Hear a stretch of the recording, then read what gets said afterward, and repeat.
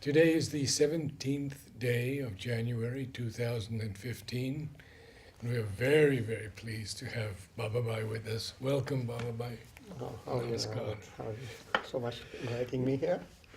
We usually begin our interviews with asking when you came to the ashram, obviously with your family. What year was it? It was the year 1946. I just can't remember the month. But it was the year 1946 when we finally came back to the ashram. And how old were you then? I was just 2.5 years old. 2.5 years Yes. old. Ah. And what is your first memory of seeing Mother? Well, you wouldn't remember seeing Sri Aurobindo, I don't think. Or do? Yes, Did you? I do, definitely. I remember, in the sense that we had just the opportunity of seeing him 4 times a year during the darshan. So just passing in front of him, we would just stand there, and usually it would be my mother who would be holding me, bringing me to the darshan, I see. and they would all stand. And those days we were very few of us in 1946. I think a few hundred, 300 or so. And well, I distinctly remember, and I used to always wonder why he doesn't talk, because he used to just sit there, smiling at you. No movement. He would be just smiling and sitting there. It was very memorable. The mother, first time when I met, I can't remember, but I only know one thing, that I was brought into the ashram when children were not permitted inside. And it was in the vegetable darshan, which used to be near the samadhi, the door where she used to go up from. And in the crowd, she saw me, and she inquired, who is this child who has come inside? And my mother had just walked in carrying me on with her. And then when she was told it was Kodabhai's family, that's my father's name, she said, okay, now that he has come in, he can come in from now. So from the age of 2.5, I'd been permitted to enter the ashram. I was, I think, one of the youngest in those days to be in the ashram. And well, then ever since then, we used to see her so many times a day, and I don't know why, but she gave us a special privilege to our family that we could just walk into the ashram and go up to her anytime.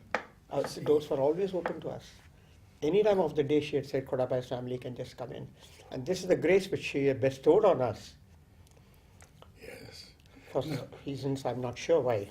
I'll have a lot more questions for you, but let's go back a little bit and tell me about how your family came and when.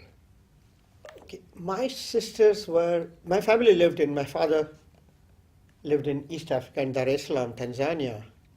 And my sisters were in touch with one gentleman called Ambalal Patel. He is Albert's father, Albert Ashok's father. And so they were in touch with him, and through him we came in touch with the ashram, and they used to come regularly from Africa to visit the ashram prior to 40. And then my father came to India and was coming to ashram, but naturally in those days, without the mothers calling you, you couldn't come and stay here. You would only visit the ashram, you couldn't stay here. So the regular visit, my father settled down for 3-4 years in Baroda. I was born, I'm the only member, the youngest member in the family who was born in Baroda. And then father used to keep coming we used to come here. And then in 46, mother said the family should come away for good. And we shifted to Pondicherry. Your father how did he hear about Sri Aurobindo and Mother? Through this Ambalal? I'm not very sure. I think it was my sisters who got in touch, found out about the ashram through Ambalal or someone. And Ambalal was a Patel again and a Gujarati in those few days. So we had some contacts with that. I guess so it was only through Ambalal. All of your family devoted to Sri Aurobindo? Everyone came here, and the mother accepted. And Narad, the mother was so gracious. She said, we are 11 siblings. I see. 6 brothers and 5 sisters, and I'm the youngest. And I believe she told my father that now the family your children are my responsibility. And then that's how we stayed back and She put us up. Where did you live? Oh, when we first came, we we had a house just opposite the Honesty Society on Mission Street. And in those days, that was supposed to be out of town. You know, people never went so far, I see. and it was quite a way. So we stayed there. First, we lived there. Then mother moved us to the red house, which is next to the house where Bayou house where I now live. And then from there, she gave us the house where my mother's house is now on François Martin.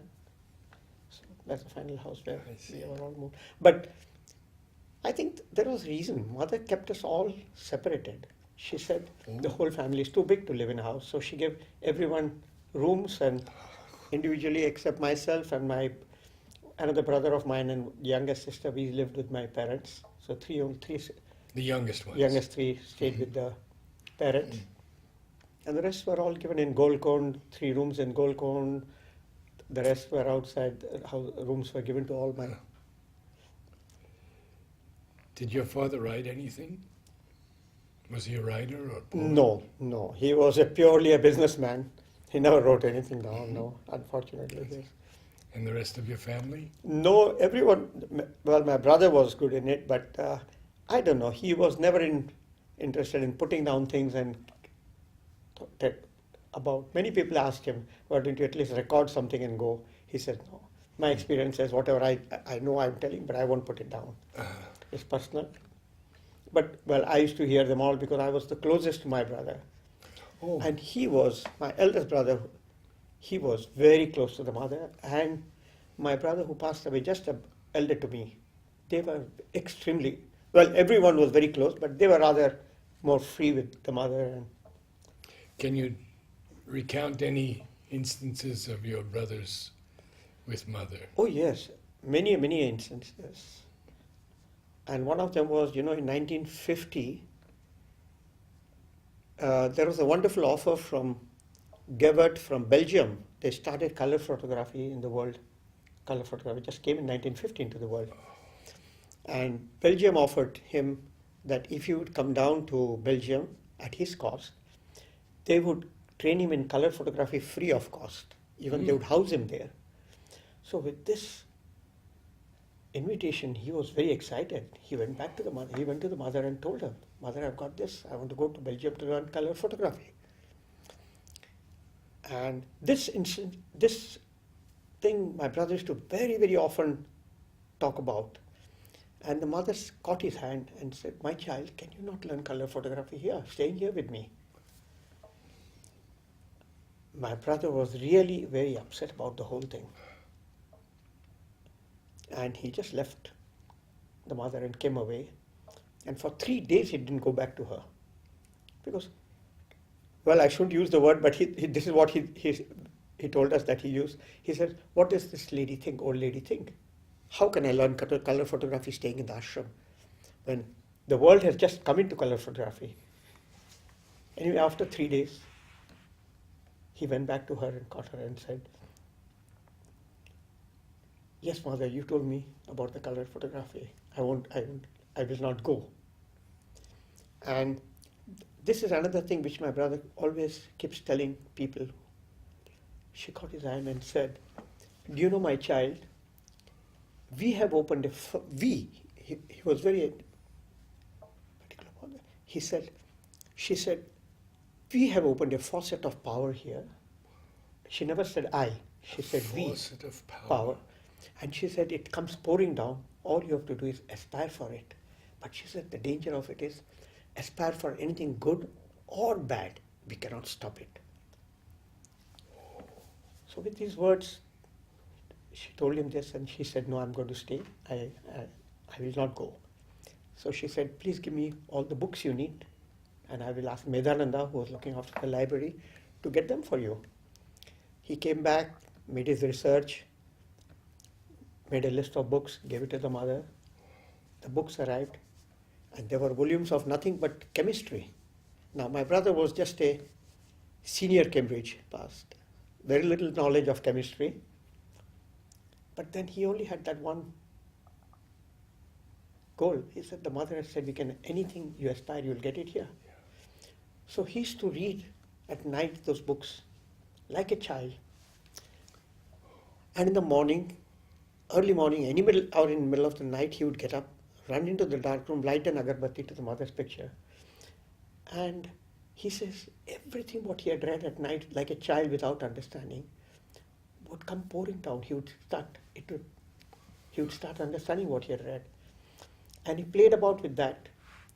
And he learned color photography. Now, in 53, one Mr. Boy from Germany came down to India, to Kodak, Bombay, to teach them for color photography, because Kodak was one of the first supposed to learn. He stayed there 3 months, and my brother somehow came to know about it and requested if he could come to Pondicherry, and he agreed to come.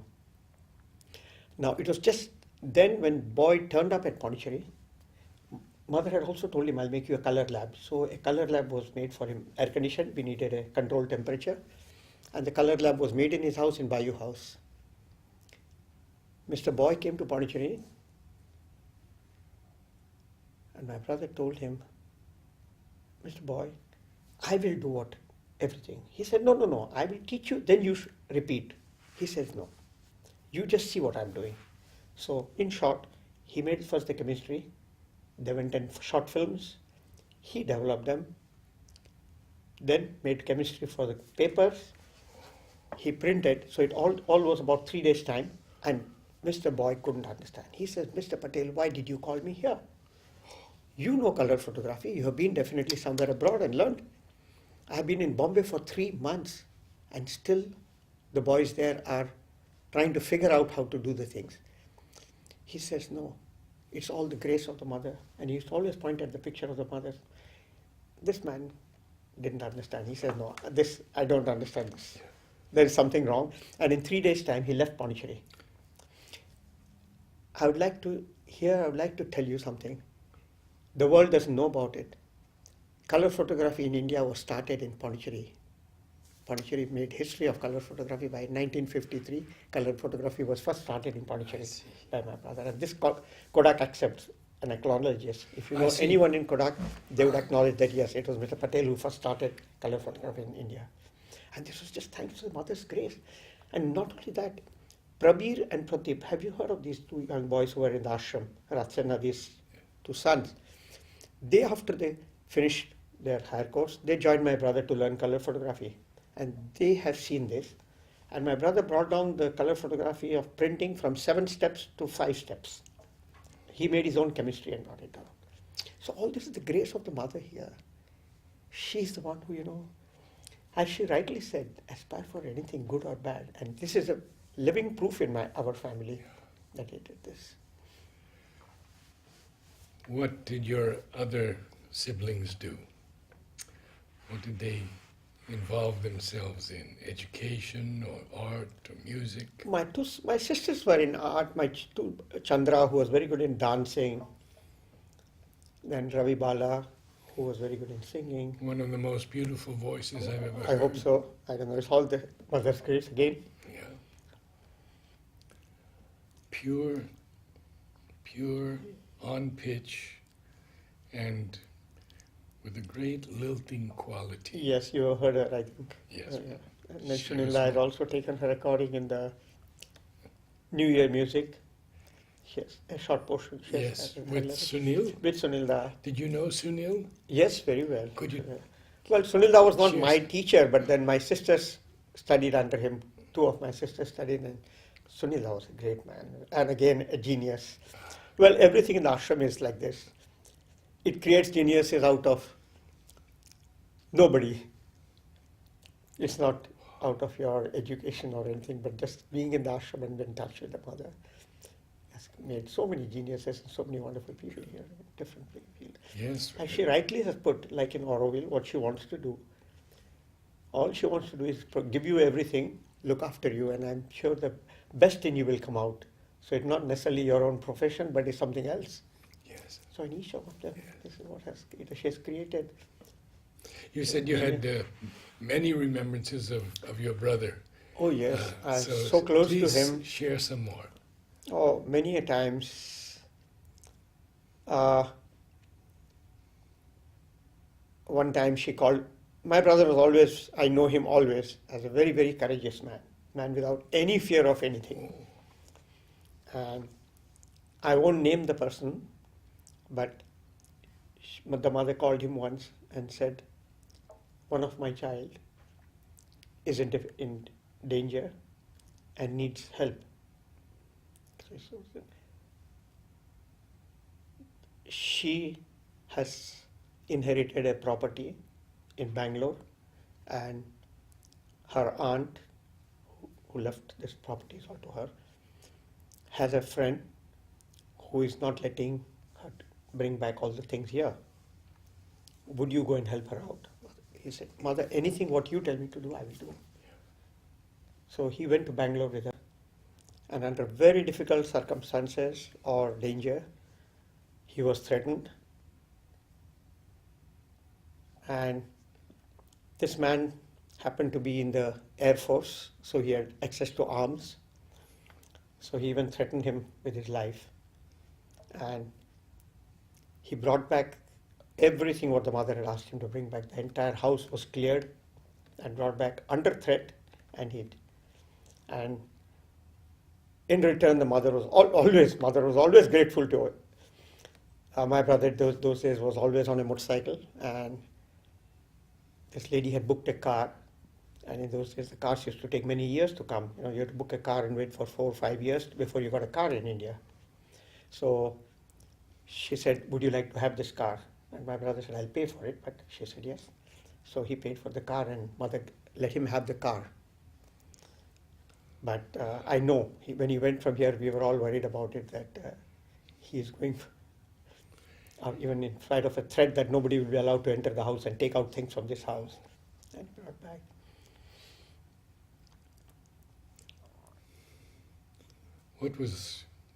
What were your days like with Mother? You had access to her all Oh, the yes, time. always. Well, the days were such that anything happened in the house, I would always go and complain to her. That's the only thing I remember. That's the easiest, because she was my mother. So nobody was allowed to tell me anything. And she had told my family, told my father and mother, that you have no right to tell him anything. He's my responsibility, so you can't tell him anything. But as parents, there would always be occasions when they would scold me, and I would cry and run up to her and tell her about it. And she would console me, and then call my parents and say, please don't tell him anything. She really was a mother to us, really a mother to us. What work have you done in all these years? Well, Narad, truthfully, I don't know. Have I really done anything? As far as my sadhana goes, I'm not sure. But when I finished schooling, I asked the mother what I should do, and she said, join your brother who is running a business. And I joined him because my brother never wanted to do a business. He was made, when he came here in 1946, there's no photography in the ashram. So mother said, you're a photographer, start a department of photography. So it was called Photo Service. And I think I still have a small little notebook where every day my brother used to write what are the work he has done, and mother used to look at it and sign. And in 58, she called him and told him that I want you to start a business in the month. So this I again remember very well, because he always used to tell me. And he told mother that, Mother, I thought we came here to do yoga. She said, my child, I need money. You make the money and give me, and I'll do your yoga. So he got a mukti from this. And he used to always say that I'm so lucky that mother has taken over my yoga and only made me an instrument to give her money. And then, so I knew that the money was going from that business to the ashram. So I joined him. I came much later than you, but was it Chimanbai? Yes, it was that Chimanbai. We always knew as Photo Patel. Photo Patel, yes. He was well known as Photo Patel. Yes, all of us went to him. Yes, everyone. And he was the only one to go to, only one you wanted to go to. But you know something very interesting? When he started this business, the mother asked him, give me a list of ashramites you need to work with you. So my brother was very free with her and talking, no hesitation. He would tell her anything. So he told the mother, Mother, do you want work to be got? You want ashramites for work, or do you want money? She said, I understand. And she used the word. She said, I'm sorry to tell this on Ooh. record. She said, I know, ashramites won't work. So you hire people so that you can fire them, but I want money. So we had no ashramites working in our I see. shop.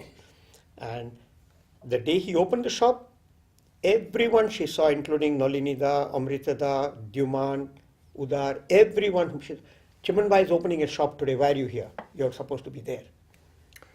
So very few people knew that this shop was for the ashram and was an ashram organization. But my brother never took anything from the ashram. It was entirely with his own money, with his own effort. He ran it as a private organization, but with the motive of giving the money to the ashram. What year was this? 1958. 58. 1958. Prior to this, he used to, well, I'll give you one more very interesting Yes, please. incident of the mother, how the mother was very, very particular about a promise or a demand or anything. She never took, Udar once came to him and told him that in those days, money was very tight in the ashram, but a very difficult time mother went through. And Udar mentioned to my brother that we have no mosquito nets. And in those times, my brother used to keep, it was French time, so he used to keep importing a lot of things. So he immediately ordered for the mosquito nets. When the mosquito nets came to, I don't know how, somehow mother came to know about it. So she called him and told him, you have imported mosquito nets for me. He said, yes. Udar told me you need mosquito nets. She said, but I didn't ask you because I don't have the money. So my brother said, oh mother, you don't have the money and you will not take the mosquito nets. She says, no, because if I've asked for it, I will pay for it. So my brother said, okay mother, and he left her and went home, made out a check for the amount of the mosquito nets, came back and said, mother, you accept donations? She said, yes. So he took out the check and she laughed. She laughed at him and said, oh, I know this, again you've done it. He said, you can't say no to this donation, you accept. So mother took the check and he said, now please give it back to me. You have paid for it, so you have not got anything free. You have not taken anything free. You see, this is what the mother was. She was very, very straight in all her dealings. And as far as money went, she was very, very particular. And, well, she always called my brother and my father, they are my bankers. Whenever I'm in need of money, they have bailed me out. So, the privilege or this is the only service our family has given to the ashram, by giving monetary service, not physical service. Tell us about the older sadhaks that you remember. Did you have any closeness to Nolini, Amrita? Mostly with Duman, and because Duman was a Gujarati. And tell us about Duman. Oh, Duman was such a wonderful person. Well, as incident, I can't remember anything in particular, but Duman, and then, as I told you, Ambalal, Alberda's father, they were all such. Those days, the life was very simple in the ashram, very, very basic. We had no luxuries. We all lived so unitedly, like one big family in the ashram. And they were always there, people visiting us, or we would be going to their house to meet them, and anything we needed was always conveyed to them or through them, and it used to be done. And Jiman used to be always there to, because mother had told them that the Khodabai family has to be looked after by us. So they used to always be there. Anything we needed, they would always be there. But she has really, Narad, I must say, the grace she has bestowed on our family, at least, I would say. I don't know how many lifetimes it might take, but I think we can never repay that. And as my brother always says, he used to always say, I want to die here and take rebirth here. My wish also is that. Yes, yes. on that point note, I hope you remember, you might have read in the agenda about my brother Indravadan who passed away on a scooter accident. He had taken that promise from the mother. She was in touch with him. He was unconscious after on a scooter accident, and this happened on 25th of August 1960. And he was lying unconscious in the general hospital. Mother tried to come into the picture by, she was of course constantly in touch with his soul. She even sent Sanyal to see if he could revive him, because she said he has a pressure built up in his brain, head. But they couldn't find any. And then she told him that you will have to leave this body because it's a damaged body. But he was refusing to leave. And then he took a promise from the mother. He said, I will leave the body on one condition. I would like to come back to this ashram at the earliest and in this family. Oh. And mother gave him her promise, and he left his body on the 28th, 3 days after this accident took place. Then she called my brother. My brother was very upset about the whole thing because he was very close to this brother of mine. And he went up to her, and that is the time when she told him about this. And she said, your sister Chandra, my sister Chandra was in Hyderabad expecting a child, baby. And she says, in those days there was no sonography. So she says she's going to deliver a baby boy, and his name will be Atma Vadan. And Atma was born. And that's the time when mother was very excited, called my brother, and she was in ecstasy because she said this is something which I believe her Tao had told her not to try. Putting all the beings in the child, in the womb itself, start working from the womb, not from after the child is born. And every time the child and the mother would die. And when Atma was born, mother had tried this and she had succeeded. And she said, now my doors are open. And this is not what I'm telling you only. This, she's recorded it in the agenda. Is there, it's mentioned in the agenda about Atma's birth. And my brother was really upset but then when she told him this, and when Atma was born, he was very happy that he's come back. So that's why he used to also say, I want to also die here and come back. I think that's a prayer of many of us. So all of us, I think, should have that prayer. Now you are known for sharing so many stories. It has been, I tell you, Narad here, living with a mother is something.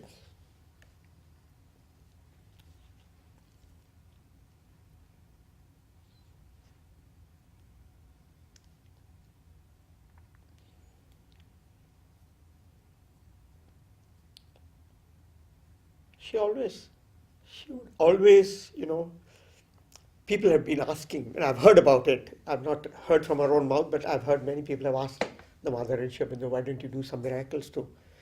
And she said, miracles, I believe that's what I was told, that she said, is it miracles to bring people to the ashram? Then we don't need people in the ashram. But if you want to see miracles, she said, every moment of your life you can turn around and you'll see a miracle. And I think that's very, very true, Nara. So many miracles, so many things happening here. We see here in the ashram, in our own family. And yes.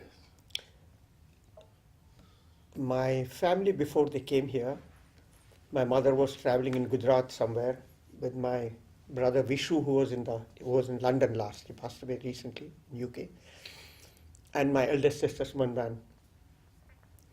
And in those days, the trains they didn't have a vestibule, so you couldn't go from one compartment to the other. Oh. Each compartment. And my brother was suddenly took very ill in the train. It was a running train, no doctors, no medicine. And suddenly my mother sees a lady come in the white, sit next to her, and inquires, what's happened? And she says, my son is very sick, son. So she gives him a tumbler of milk, and she says, give him this milk. And my mother took the tumbler, gave the milk to my brother. And then she turns around and sees that the lady has gone away from there, left the tumbler and left. And then soon, within a short time before the train stopped, she sees that my brother was completely all right. He came on.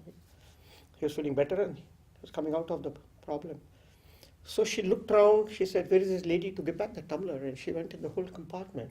She never found her. And couldn't get out Couldn't, of the couldn't, no, compartment. because the train was running all Yeah, through. There's no yeah. stop. There's been no stop.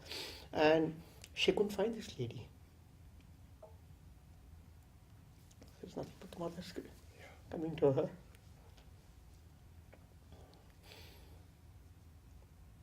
No, but to our family, I don't know. She has done this with so many families, but especially to our family, she has always been so. I don't know whether people know about it. Our house was the first house and the only house where mother used to visit. She never went to any private houses earlier. But my father's house, every birthday of my father, she used to come and spend an hour with us from 4 o'clock to 5 o'clock Oh my God. before she went for tennis. And that used to be the red house next to my house where I stay, Bayou House, next to that house. Every year, my father's birthday, she used to come home, spend from 4 to 5, she used to be there.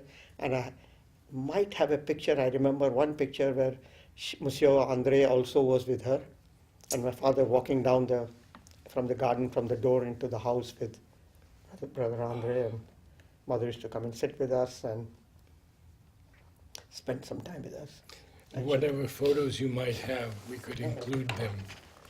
It would be very I would nice. love to find out where the pictures are. They have been all scattered by all my other members. And she was. Tell me a little bit more about when you're growing up with the mother. Well, growing up was this only that all the mischief, I was very naughty. So I see. can only remember I that. see. But I never was scolded by the mother. That's why I don't know why she didn't take a stick and beat me. I wish she'd done that and made me straight. But as fate would have it that she never has scolded me. No, I don't think so. I used to go frightened. I knew that it has been reported to her that I've done something bad. And Narad, what she gave me was, she gave me a diary. I have the diary, I won't show it to you. She said, write down every day something good what you have done in this and show it to me. And she signed it. She would sign it.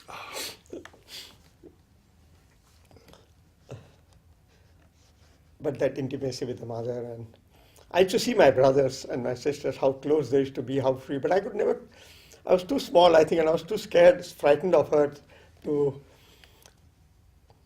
Well, I really wish I could see her now. She's there, I know, with me, to talk to her. Yeah. Yeah. And your mother?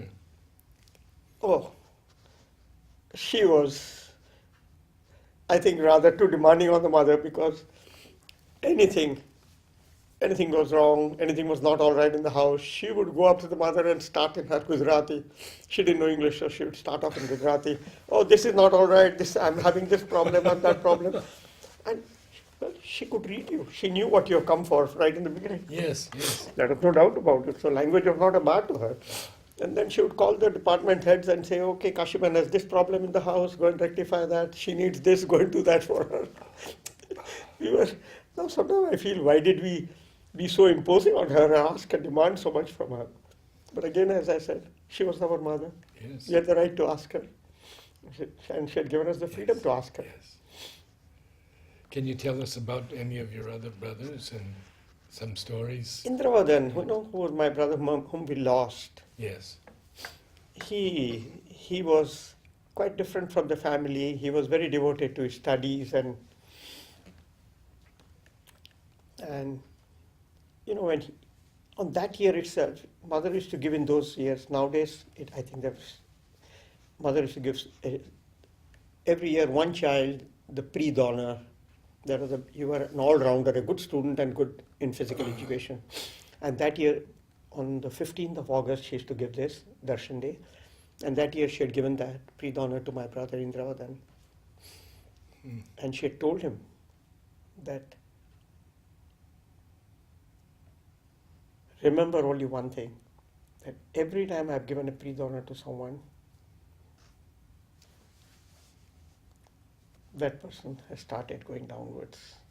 So please keep it up. Oh my goodness. I see. So, and so when after he got this in the evening, he had called some of us. I was there, and some of his close students in the playground who were in the group who were there, and he told us that this is what mother gave me, and this is what she told me. So she said, I have to keep up to what she has told me. But unfortunately, 10 days later, he met with this accident and he passed away. I see. Did you know Pranab very well? I knew him quite well because Pranabda learned color photography from my brother. Oh. And every day in the afternoon at 3:30 when he came down from the mother, he would straight come to my brother's house, sit with him, and just come there for a cup of tea. He was very fond of drinking tea, and then chit-chat with him for an hour or so and then go. So that way I knew him quite well. And because of photography, constantly he used to come to my brother to ask his. Now, Robi Ganguly, whom we had 2 wonderful interviews with, was also a photographer. He also learned his color photography. I wish he had acknowledged. He learned his his photography also. He learned from my brother. Ah. He also never knew photography. Venkatesh, Vidyavrat, and Pranab. Venkatesh, Vidyavrat also. And Pranab, all 4 learned color photography from my brother. I see. It's my brother who taught them photography. And do you recall any stories of Pavitra, Amrita? No, I You were too definitely young knew then, them. I was too young. Yes. My sisters used to always talk about Pavitra because he used to take classes, but absolutely no. I cannot recollect anything about them. So tell us a little bit more about some of your recollections of your family, your father, your sisters, your mother.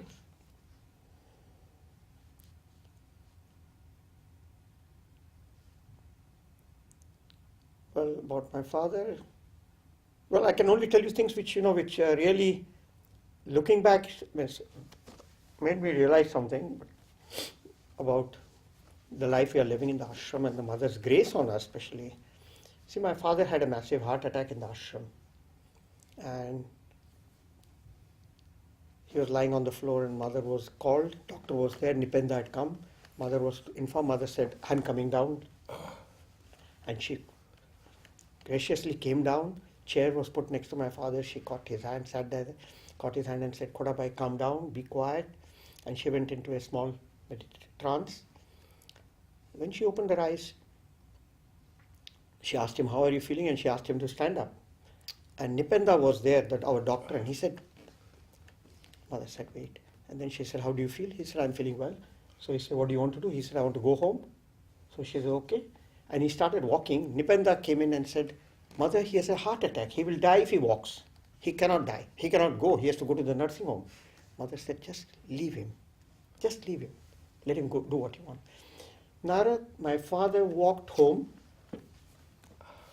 He didn't die of a heart attack. He had never again a heart problem. He never took any medication for heart, nothing. This is the grace of the mother.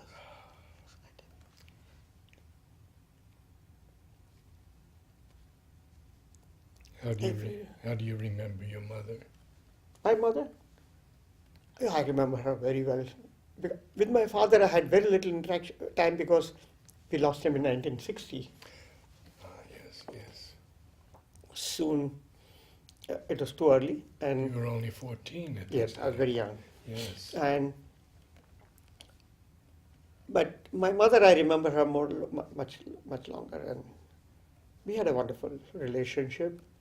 But I had always been, being a very big family, it's a typical of it, that the eldest look after the younger children, not the parents. That's how the thing goes in Indian families. So I was brought up mostly by my sister, my eldest sister, Sumanban, who was living in Golconda. And I was very close to my brother, eldest brother, Chimanbai. So I used to be always running to him, like most of the time I spent with him. The whole day I would be with him and eat in his house, eat my breakfast with him, and spend a lot of time with him. So all what I used to hear and learn was mostly from my brother Chimanbai, who would guide me and help me out. With my father, we had just a fatherly relationship. Okay, we used to Did you write to mother often or seldom? seldom, very seldom. Only thing when we needed a permission to do something like go out or we wanted to buy something, things, then we wrote to her. And my brother Madhusudan was very fond of writing to her more. He had a lot of correspondence. He, Chandra, they used to write more often to her. I had not, not much, very little. Could you just... Well, it was, well, again, when it comes to writing to the mother, you had a way of, with the mother. If you wanted to do something, you would write to her, mother, I wish to do this. I want your blessings. She will positively tell you yes. But if you left it to her, and this is one time I remember, I wanted to go out and I wrote to her, mother, and I realized this thing. So I wrote to her that this desire is coming to me too, I would want to go, but I don't know whether what is right or wrong, whether I should do it or not. I want your guidance. Then she writes, no, I wish you do not do this or go. So I know people have got a yes from the mother because they wanted a yes. She never said no. She would. That, at that point, I'll tell you one thing. My brother one day gets a chit from an ashramite. Again, I wouldn't like to name the person. Sure. To take a picture. So he has written, mother, I want a photograph taken of mine. So mother says, yes, go to Chimanbai. So he comes to the shop, and my brother, I don't know what happened to him. He looks at that chit and says, I'm not going to take a picture of yours. And he was very upset about it. He said, I brought a chit from the mother. Why would you not take it? My brother said, sorry. Don't ask me a reason for it. I don't want to take a picture of it. I won't take a picture of yours. Next day when he went back to the mother caught his hand and asked him, did you refuse so-and-so? I gave a chit to so-and-so and you refused this man? My brother said, yes, mother, I refused. And she said, you know, you've done the right thing. Now, without any reason, my brother just said, no, I won't take it. And she said, you've done the right thing. Now, so if you demand something from her, she would always, with blessings, sign and give it to you. But then it's not that you don't want the truth. You want your answer. You don't want her to give you the solution or the answer. So this is how the mother was, you know. Bababhai, tell us, if you will, about how it was when you went to mother on your birthday. Oh, that was a wonderful time. That was it. That was one. We used to always look forward to the year. Once in a year it would come and we would just go there to her in the morning. And especially for my birthday, Champaklal used to be more excited. And he would, you know, Narad, I was too small to read big books. And I'll be very frank, I have not read much of the Mothers and Aurobindo writings. And Champaklal would always line up a number of books for me, pile of books for me, and give it to the mother and say, mother, this is for it. But I used to look forward to just the pleasure of getting something from the mother, you know. So you went there, sat in front of her. She would be sitting usually in the chair. Not that person. That usually, my experience, I remember, she would always be sitting. I used to go every day morning to her, but this for the birthday, she would always be sitting on the chair. That's as you go out of the room. That is when you go up the steps. Yes. And you enter on the left. Right. On the left, on your right, there's a cupboard, a shelf on Yes. which she used to keep all the flowers. She would be standing there, Mm-hmm. and next to that, there's a chair. Yes. In that chair, she would be sitting. Oh. And she would, you know, you kneel down at her feet and I don't know how long it is to be there, but you lost time. Time would just fly and you would know how long you spent with her, and it was really wonderful. I used to go every day morning to her. I don't know whether I can tell you one more very interesting incident. When I was very small, I can't remember, I think it was the year, sometime in the early 50s, very early 50s, beginning of 50s, there was a magician who had come to the playground and he was showing magic. And suddenly he called, wanted a child to come up, and I think I was one of the youngest those days again. So I was pushed on the stage. I went up on the stage, and then he took a hat and he said, "What do you want me to bring out from this hat?" So I said, in Hindi, I said, "Hajar anda," that is 1,000 eggs. Normally you would ask for a pigeon or a. I said 1,000 eggs. I don't know why. So he pulled out a chicken from it, and everyone clapped and everyone laughed, and the mother used to be there. You know, in those days, all programs were in front of the mother. No programs took place. The cinema we used to see, mother used to set. Every event in the ashram, in sports, during the athletic season, all the groups would have athletics. So she would come every day to the sports ground, see us. Gymnastics, she would sit and see every event of gymnastics, swimming, everything mother used to witness, to be present. And these things some things like this also mother would see in playground. So, well, I came home and I didn't understand. I asked him for 1,000 eggs, and he brought out a hen and everyone clapped. So then I was explained by my brother that an egg comes from a chicken, and a chicken gives egg every day. So you'll get 1,000 eggs. So if you have a chicken, you would get 1,000 eggs one day. So I said, then I want a chicken. So next day, when I went to the mother, my brother was with me, and he told the mother that, yesterday this chicken thing came, and now he wants to keep a chicken in the house. She said, "Oh, you want a chicken because you want eggs, no?" So I said, "Yes, I want an egg, so I want a chicken in the house to be kept." So I believe that is the time the poultry was started. And every day morning, she gave me a basket which I still have with me. It's a small, nice basket with a handle, cane basket, with a silk bag inside she gave me. And every day I would go up to her, and she would take the egg herself. It used to be kept on the counter, on the table. She would take the egg, open the basket, open the bag, put it in the bag, put it in the basket, and hand me over the basket. So that's how. So every day I used to go up to her around 9:30. And she would give me this egg. I have the basket with me still. The bag has got lost, I don't know where. But the basket is still there with me, and I preserve it. Do you remember any other things that she gave you? Material things? Yeah, a lot of material things, of course, she gave. She gave me once a nice toy. It was a tortoise, but it didn't look very much like a tortoise. And it was rather very distorted figure of a tortoise. So she called it. She said, "This is supposed to be a tortoise, but we will call it hippotortue." Hippopotamus and a tortoise. Hippo is French is hippopotamus, and tortue is the tortoise. So she said, "We'll call it." I remember that name very well. Hippotortue. This is an hippotortue I'm giving you.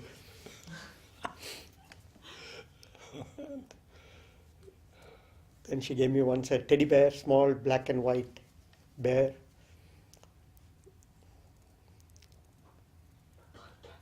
And another incident was when you asked me about Aurobindo. This also I remember. I was in the meditation hall when mother saw. I had a small little dinky cars, those metal cars you used to get, dinky cars, and it was just very similar to the mother's Ford Humber. It looked very much like that, but it was grey and black. And I don't know why. Suddenly I realized that. My sister came and asked me that the mother is asking the car, "Mother wants this car." And I said, "No, of course not. I'm not giving it." Everyone around me said, "Give it away. Mother is asking, give it." And mother said, "No, he doesn't want to give it. It's all right. Don't give him. Don't force him to give it." I didn't give the car to her.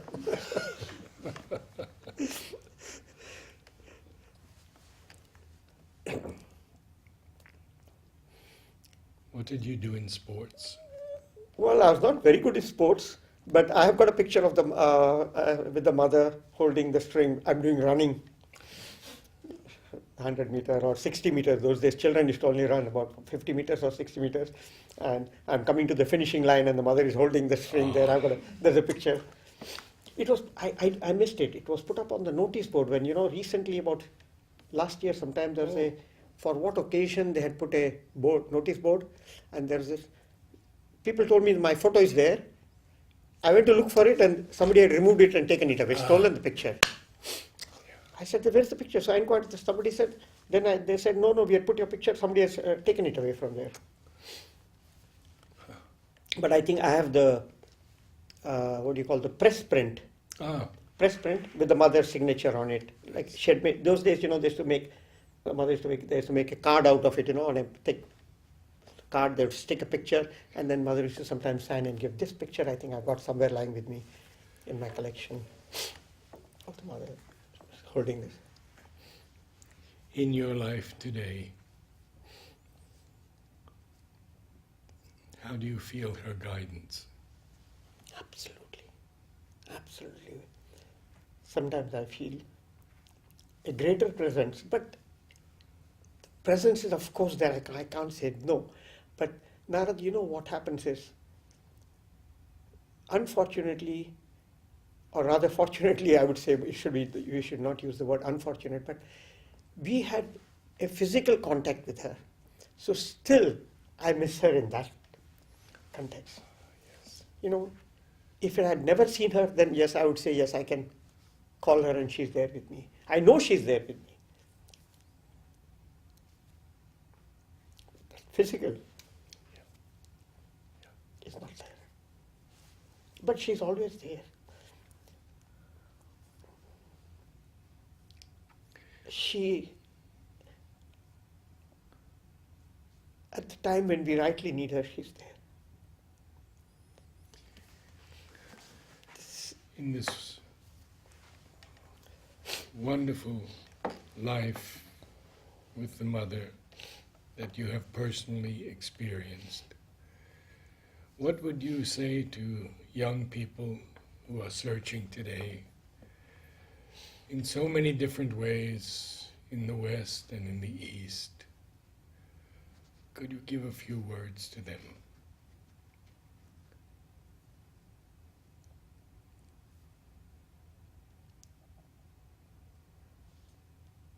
Or, I would not. Okay, I don't think so. okay. I'm capable of guiding anyone at least. I know I can guide myself, I can guide my children. Yeah. Not the others, I don't think so. I would tell them. Only thing I would say, this is the only place you can be on earth. You cannot find a better place than this.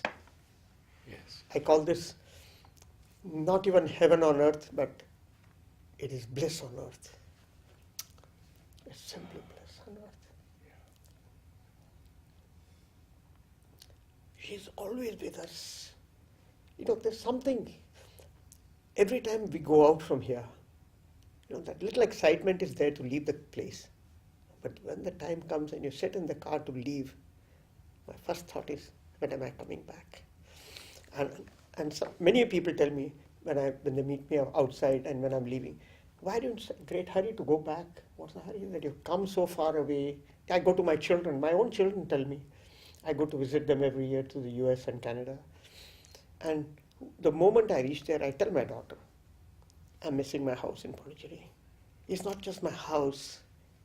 It's the place, it's the atmosphere of, something pulls you back to this place. My children even now tell me that why don't you shift to the US or Canada or somewhere between the two so that you can be with us. I said, no, I will keep coming, but I can't live here. I will not. I can't. That's not a place for me. I don't think so. It is. I know she's there with us wherever we go, but just something here is there which keeps us pulled here more.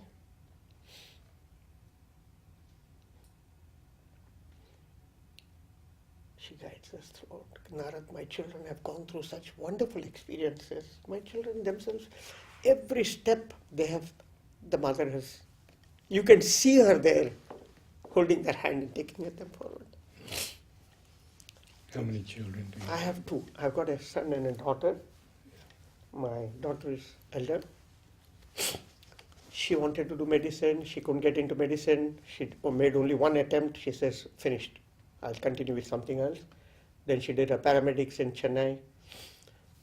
Even there, the admission, everyone paid for a capitation fee. I was told to bring cash to give for entry.